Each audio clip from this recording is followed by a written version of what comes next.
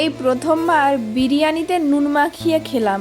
কেন কি হয়েছিল চলো সবটাই তোমাদের সঙ্গে আজকে শেয়ার করি। দিনটা ছিল মঙ্গলবার আর এখন প্রায় প্রত্যেক দিন বিকেলবেলা হলেই প্রচুর ঝড়ো হাওয়ার সঙ্গে বৃষ্টিপাত শুরু হয়ে যাচ্ছে। আজকের বৃষ্টিপাতের মাত্রাটা অনেকটাই বেশি ছিল, সঙ্গে ঝড়ো হাওয়াটাও খুব ছিল। আমরা বৃষ্টিপাত থামতে বাইরে বেরিয়ে এসেছিলাম। বাইরের কাণ্ড দেখে অবাক হয়ে গেছি। ওপরের সিঁড়ি থেকে দেখো টপ টপ করে জল পড়ছে আর আমাদের রুম পর্যন্ত প্রায় জল চলে গেছে। আজকে জলের ঝাপট ছিল রুমের দিকে আর ওপর থেকে সিঁড়ি বেয়ে কত জল জমা হয়ে আছে তোমরা সেটা দেখতেই পাচ্ছ।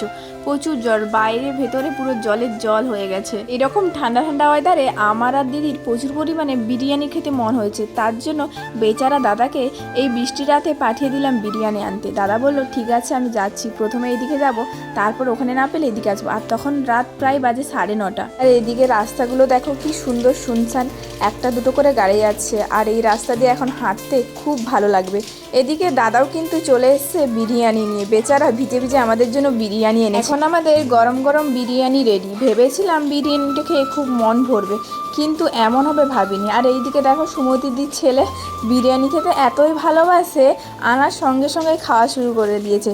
অন্য সময় যখন ভাত পান্তা মুড়ি খায় তখন কিন্তু নিজের হাতে খায় না, ওকে খাইয়ে দিতে হয়। আর বিরিয়ানির বেলা একাই খাবে। আর আমার ছেলে তো সবসময় বিরিয়ানির ডিমটাই বেশি পছন্দ করে। ওরা যে যার মতো খাওয়া শুরু করে দিয়েছে। চলো আমিও এবার খাওয়া শুরু করি আর দেখি কেমন টেস্ট।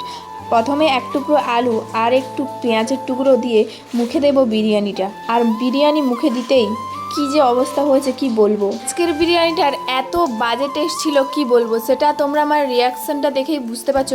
প্রচুর পরিমাণে বাজে বিরিয়ানি ছিল, এত পরিমাণ আতর ঢেলেছিল কি বলবো। আর একদমই চিকেনটাও ভালো ছিল না আর বিরিয়ানির একটুও টেস্ট ছিল না। বললাম এইরকম ঠান্ডা ঠান্ডা ওয়েদারে গরম গরম বিরিয়ানি খেয়ে পেট আর মন দুটোই ভরাবো, কিন্তু দুর্ভাগ্যবশত আমার কোনোটাই হলো না। না ভরেছে মন, না ভরেছে পেট।